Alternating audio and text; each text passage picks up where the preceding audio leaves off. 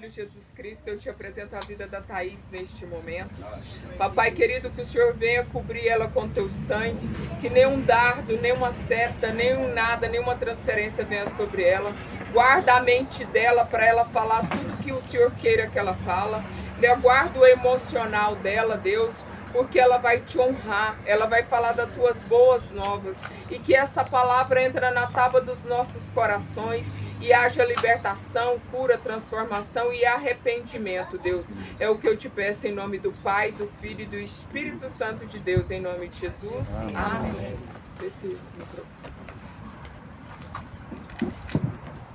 Glória a Deus. Bom dia, Pai Senhor. Amém. Bom.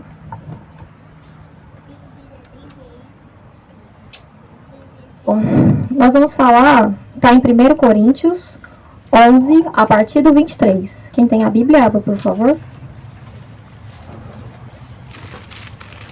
Glória a Deus. 11, 23?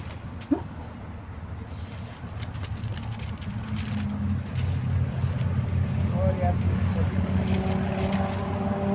Santo é o Senhor.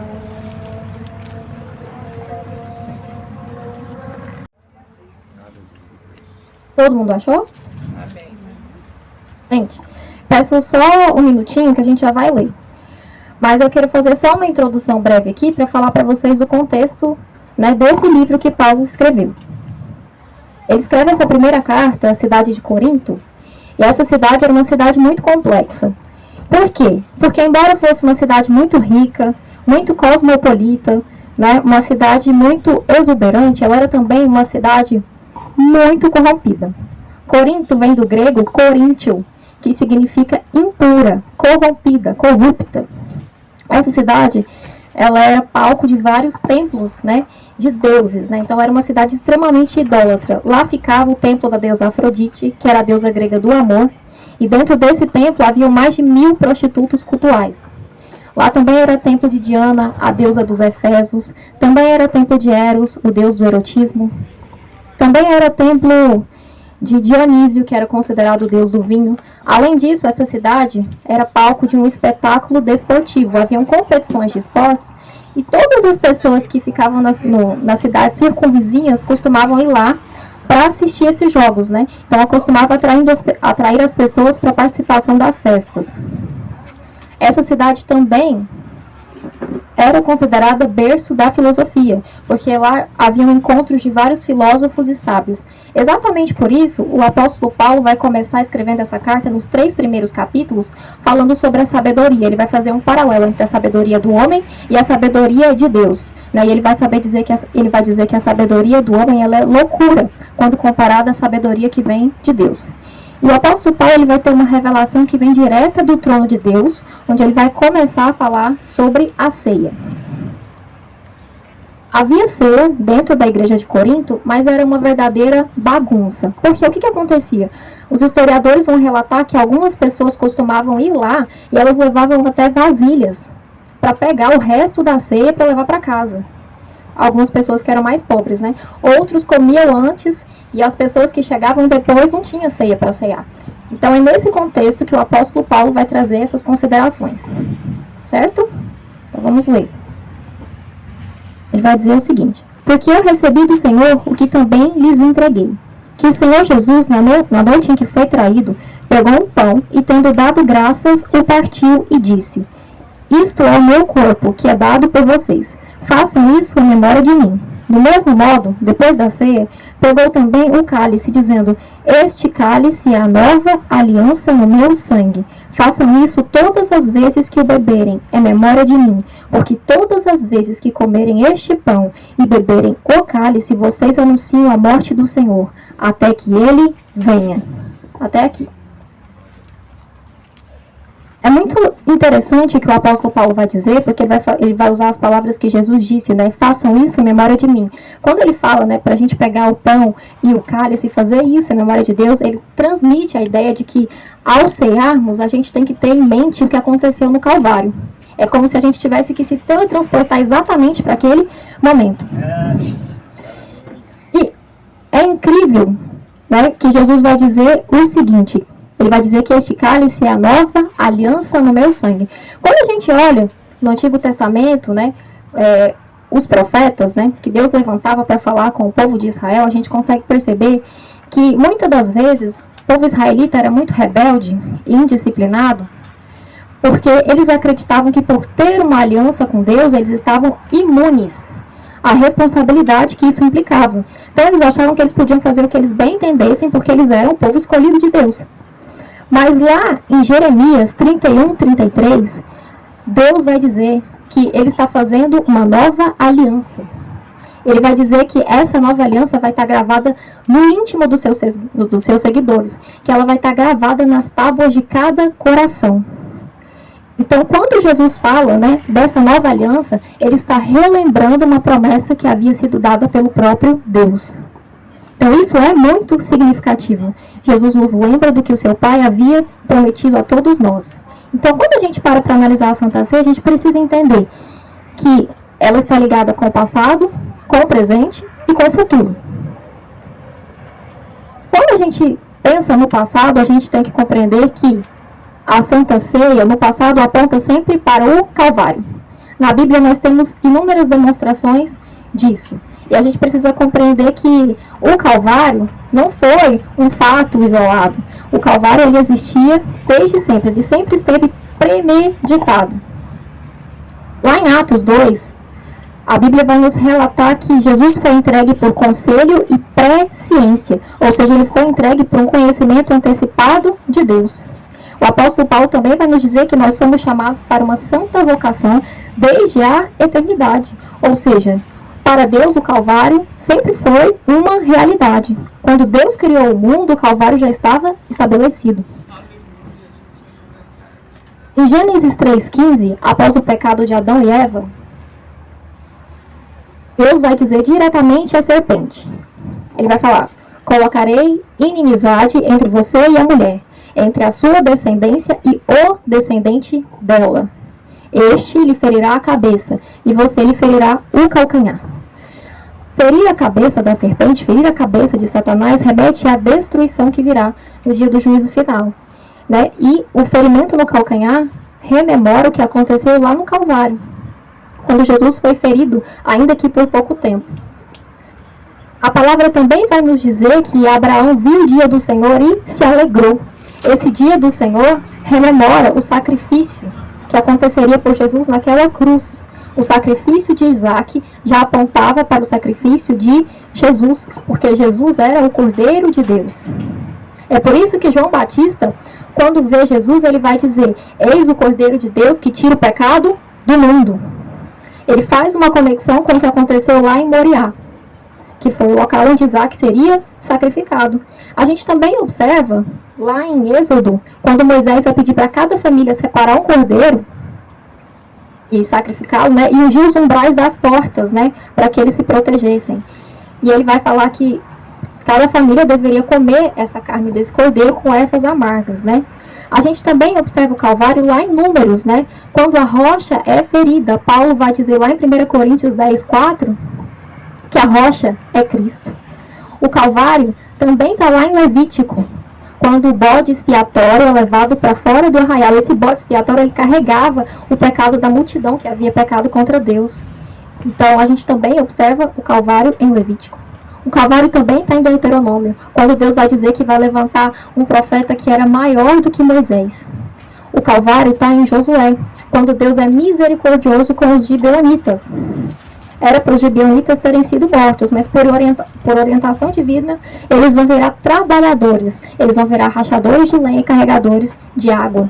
Foi exatamente isso que Deus fez conosco. Ele nos livrou da morte e nos transformou em trabalhadores da sua obra. O Calvário também está em Juízes, quando Deus vai levantar juízes para libertar Israel dos seus opressores. O Calvário também está no livro de Ruth, quando nasce Obed. E alguém vai dizer para Ruth: bendito seja Deus, porque te deu um remidor. O remidor é um libertador. O remidor é um resgatador. É alguém que paga um preço por nós. Jesus é o nosso remidor.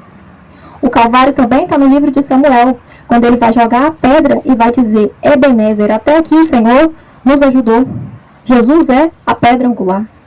O Calvário também está em Crônicas, nas colunas de sustentação do templo, porque Jesus também é a coluna de sustentação da sua igreja. Nós somos a igreja de Cristo. Então ele é nossa coluna, ele é nossa sustentação.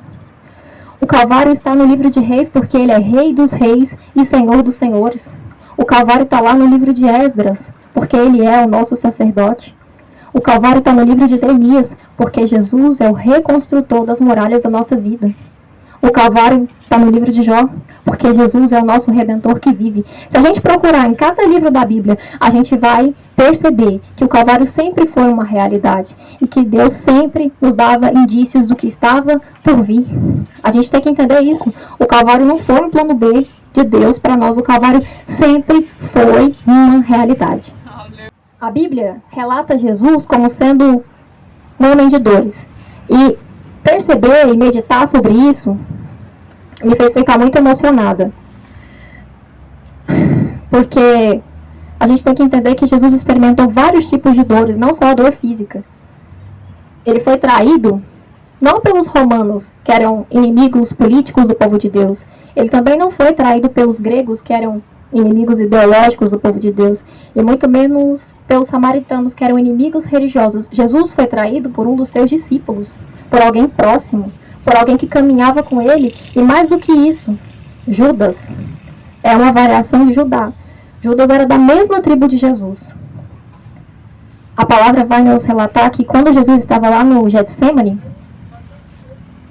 ele pede para que Deus afaste esse cálice dele. E ele vai suar gotas de sangue. Esse fenômeno é conhecido como hematidrose. A hematidrose acontece quando alguém experimenta uma dor emocional de alma tão grande que, juntada com uma dor física muito profunda, vai fazer com que os vasos capilares sejam rompidos. Então, os vasos capilares vão ser rompidos e vão se juntar ao suor das glândulas sudoríparas. A consequência é que a pessoa vai suar sangue. Então, o que ele experimentou foi tão dolorido, foi tão profundo, que isso vai se externar no seu corpo físico. Além disso, Jesus teve que lidar com a dor espiritual, porque ele vai dizer: Eloi, Eloi, lama sabatani. Deus meu, por que me desamparaste? Rememorando o Salmo 22 de Davi. Naquele momento, naquele exato momento, Jesus se fez maldição por nós naquela cruz. Ele carregou consigo todos os nossos pecados. E ele teve que lidar com dores físicas, com dores emocionais, com dores espirituais, com todo tipo de sofrimento por nossa causa. A Santa Ceia aponta para o passado e nos lembra de todas as promessas que já vinham vindo da parte de Deus e nos lembra de todo o sofrimento que foi experimentado por Jesus. Mas acima de tudo a gente tem que entender que depois de 3 dias ele quebrou as cadeias da morte, a pedra do sepulcro foi afastada e ele declarou: eu sou aquele que foi morto, mas estou vivo pelo século dos séculos. A Santa Ceia também aponta para o presente e para o futuro.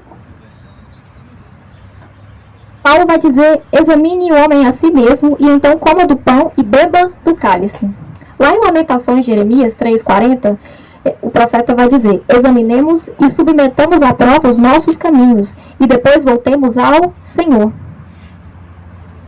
Isso implica numa autoanálise. A gente precisa analisar o que tem de errado com a gente, o que precisa ser mudado, o que precisa ser transformado. Tem algum pecado do qual eu ainda não me livrei?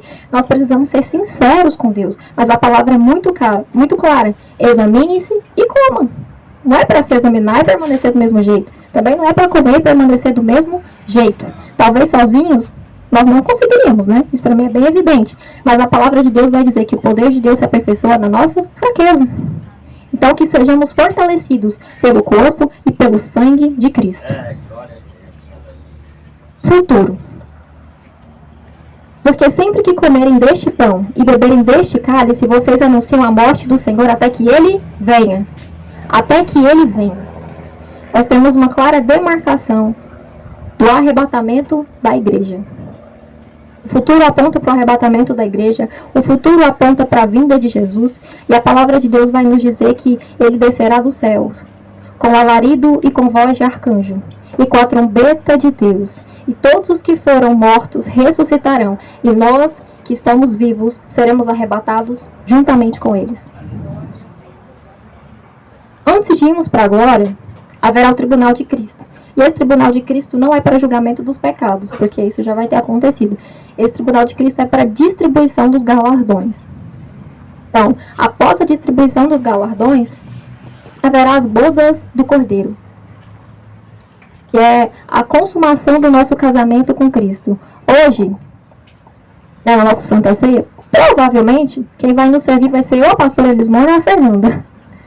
Mas, naquele dia, vai ser extraordinário, porque vai ser o próprio Jesus, o próprio Cordeiro, que vai nos servir. E vai ser tão incrível que vai começar um coral. Todos nós cantaremos no lindo coral o cântico do Cordeiro.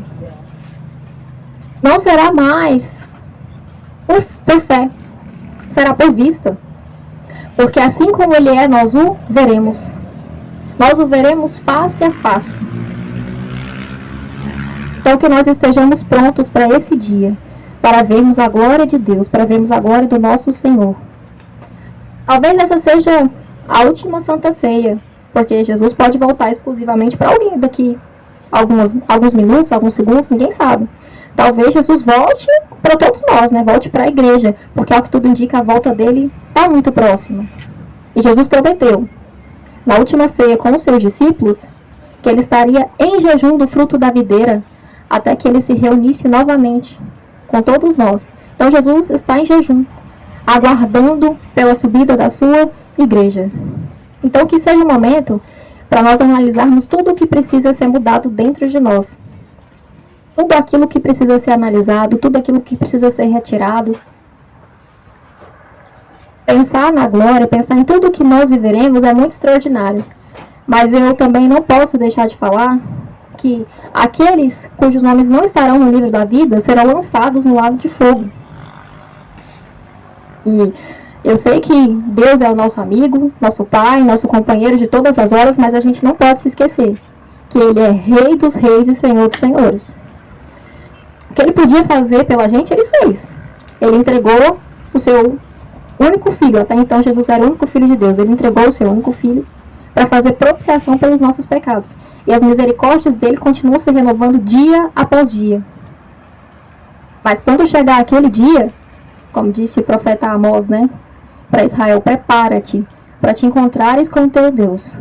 E muitos temem os seus inimigos aqui na terra. Alguns temem as artimanhas de Satanás, mas Satanás também será lançado no lago de fogo. Mas quem é que nos livra de um Deus irado? Quem é que pode nos livrar de um Deus que é tão grandioso, que jura por si mesmo, que jura pela sua própria santidade? Ninguém pode nos livrar dele. Então que nós tenhamos temor a Deus. É como o hino que nós cantamos. Hoje nós temos uma escolha, a vida ou a morte. Cabe a cada um de nós decidir o que nós queremos. Para onde nós vamos? A oportunidade foi dada. Então eu espero que nessa oração a gente consiga meditar no passado, entendendo tudo o que Jesus fez por nós, no presente, analisando o que precisa ser mudado, e tendo a esperança, porque o futuro da Santa Ceia nos leva para a esperança, para participarmos das bodas do Cordeiro, juntamente com Cristo. Obrigada pela oportunidade.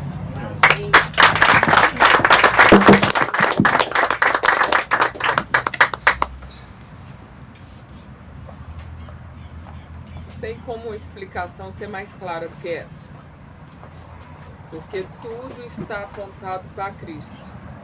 Desde quando Deus criou o mundo, Ele sabia de tudo que ia acontecer. Por isso que eu sempre falo que a nossa vida não está na mão. Muitas vezes nós falamos assim, o demônio entrou na minha vida, o capeta entrou, Satanás entrou. Só entra se nós darmos legalidade, se o grande eu sou permitir que ele entre. Porque quem manda em tudo e todas as coisas é o grande eu sou. Então hoje é a sua oportunidade. Eu aqui não falo de religião, porque é religião que matou Jesus. Eu falo que é de vida, que é o nome de Jesus Cristo que salva, que cura, que liberta e que transforma. E o único que pode nos curar, nos libertar e nos transformar é o sangue de Jesus. Porque não há outro caminho para que nos leve para o céu a não ser o nome de Jesus Cristo. Se falar que tem Maomé, os outros santos, santo isso, santo aquilo, é mentira. É só Jesus Cristo que nos leva para o céu. Para outros caminhos tem vários outros nomes, mas para o céu é somente Jesus Cristo.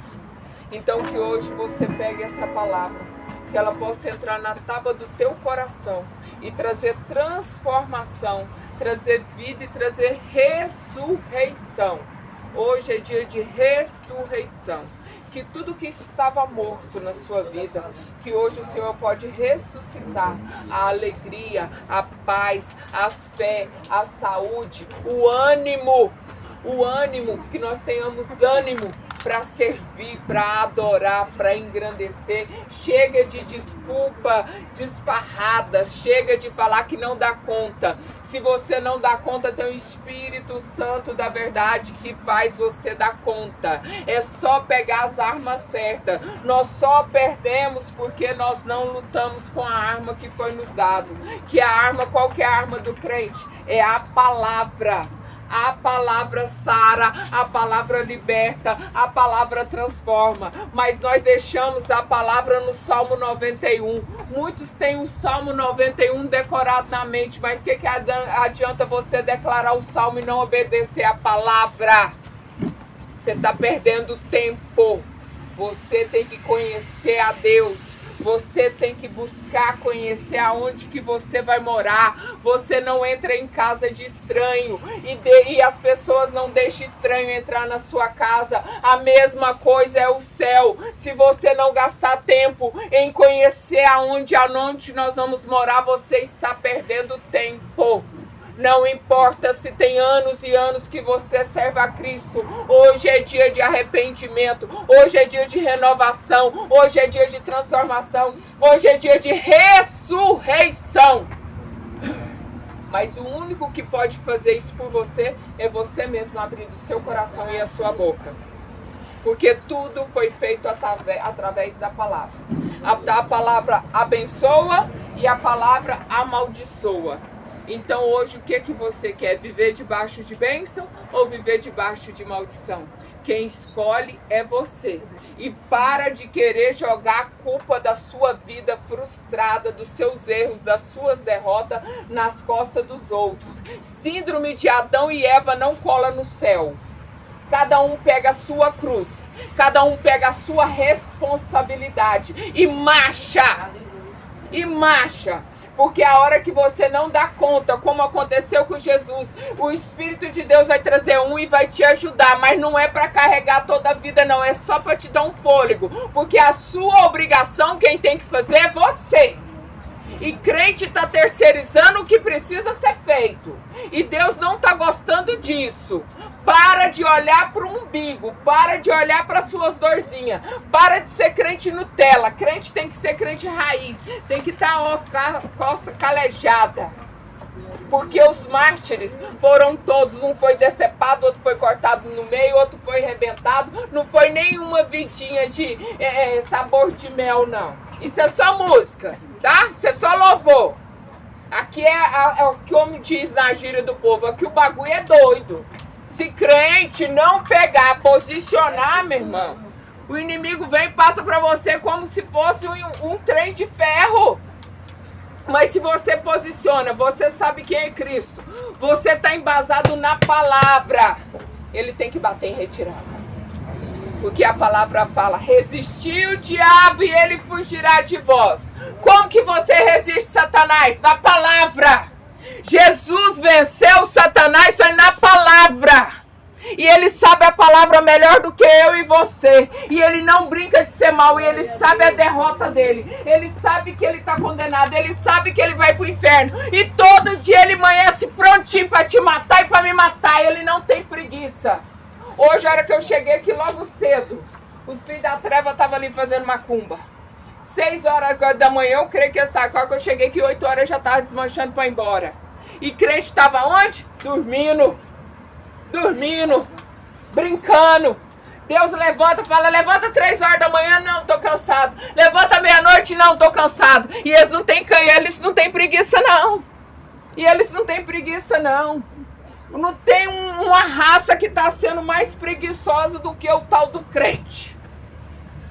Só o sangue de Jesus tem poder. Tudo que chama para fazer, não quero, não posso, estou desanimado, estou cansado, eu estou isso, eu estou aquilo outro, chega! Deus fala o que? Ser forte, corajoso, tem bom ânimo, porque eu sou contigo. Eu venci, vocês também vencerão. Foi dado, foi otorgado o que eu li aqui no começo, ó. Foi dado para nós poder, para pisar na cabeça. Nós podemos beber coisas mortais, nós não seremos mortos. Mas para isso nós temos que estar alinhado. Alinhado. Mas aí não pode vir um vento que nós desalinha tudinho. Não pode soprar um ventinho. Jesus fala assim, eu vou só sondar o coração daquele fulano. A hora que sonda o ventinho chegou, não vou mais não. Me olhou com cara feia, falou coisa que não me agradou, não falou coisa errada, fez aquilo outro. E quem tá falando errado tá fazendo. E você que acha muito certo tá sentado. E aí, quem que tá certo e quem que tá errado? Vamos tomar posição. Ninguém quer ajudar na igreja. Pede às pessoas, vamos irmão, vamos ajudar. Sempre é 2, 3 que quer, o resto ninguém quer. Só vem pra oração, ora pra mim, ora pra mim, ora pra mim, ora pra mim. E não muda! Aleluia, Deus. Não muda! Para de ser sanguessugas! Para de ser cristão parasita! Oh, glória! Parasita não entra no céu, não! Toma a sua cruz!